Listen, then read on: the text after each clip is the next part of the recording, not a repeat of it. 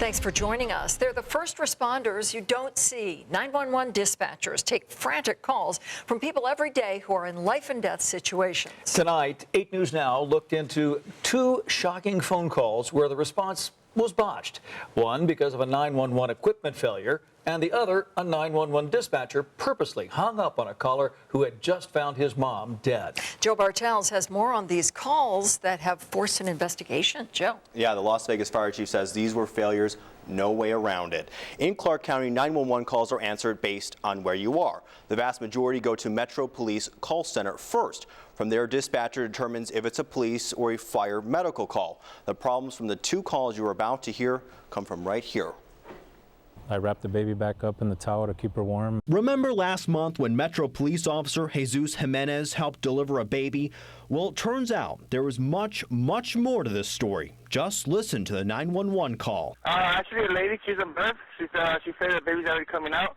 All right, stand by for medical.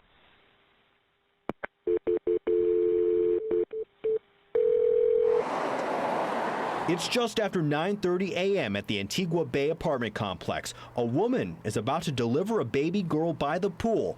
Every second counts. But this call for help is anything but routine for this Metro Police dispatcher. Come on. Back away.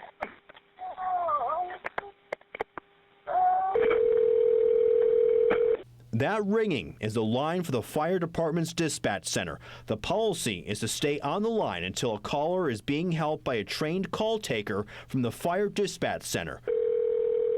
Ring after ring, there's no answer. They're still not answering. Okay. 6 minutes into this call for help, and there's still no answer. By this time, the Metro dispatcher is sending help in the form of Officer Jimenez. You can start towards 421.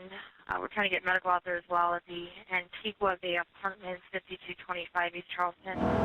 A Metro sergeant also hears the call and heads to Fire Station 16 to get paramedics to the emergency. It's right around the corner from the apartment complex, but in less than 3 minutes, Officer Jimenez already has the baby in his arms. Medical. Yeah, baby girl. Acknowledge, congratulations. In the case of that call, we didn't know that we weren't receiving the call because nothing's coming into the center, so we don't even know that there's an emergency. Las Vegas Fire and Rescue Chief Willie McDonald says the glitch that prevented help from arriving faster has been fixed. It was an ongoing problem the department had been aware of for more than a year. At a cost of $800,000, the repairs were completed as of last week. Unfortunately, sometimes we don't know about some of those failures until after we hear about it later. But on the top floor of Fire Station 1, where the fire dispatch office is housed, the chief has no explanation of why a fire dispatcher intentionally hung up on a caller who had just found his mom dead. 911 emergency. What's your Can you address? please get somebody to my house? I just got off work. I think my mom's dead. What's your address? 24. Oh my God, I can't think. I'm going to get medical on the line. Don't hang up the line. 1 moment. Please.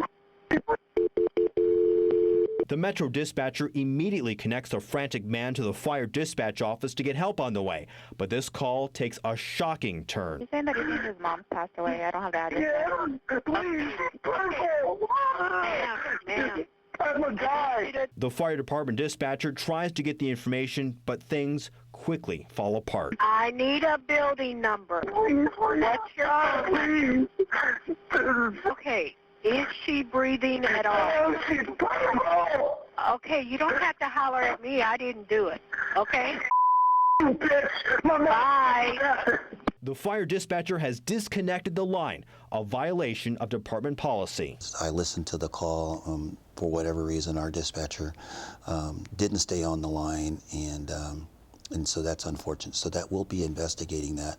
The chief says the department wasn't aware of the call until we brought it to their attention. A full investigation has been launched to figure out who the dispatcher was and why it happened in the first place. Our protocol is to provide our community, our residents and our visitors to our community the highest level of emergency services possible. And so that's always what we strive for. And on a day in, day out, our dispatchers do that every day. The chief says these 2 calls are a tiny fraction of the more than 600,000 calls for help the fire dispatch office answered since 2012. It's a hectic job that has a lot of turnover. We have had some shortages as well in our dispatch center, and so people are working some long hours, but that's not to make an excuse. That's not the level of service that we provide. The chief says while the calls are alarming, they are isolated, and he's working to make sure they don't happen again. What assurances does the public have that this kind of behavior, dispatcher, equipment failure, whatever, isn't repeated or isn't going to happen again in the future? Well, we continually look at how we provide service, both not only in the dispatch center, but also throughout our organization. Historically and continuously, our employees are very dedicated to providing excellent services to our community. The chief says a quality assurance position has been added and should be in place by early next year. Their priority is to ensure emergencies are handled better from now on.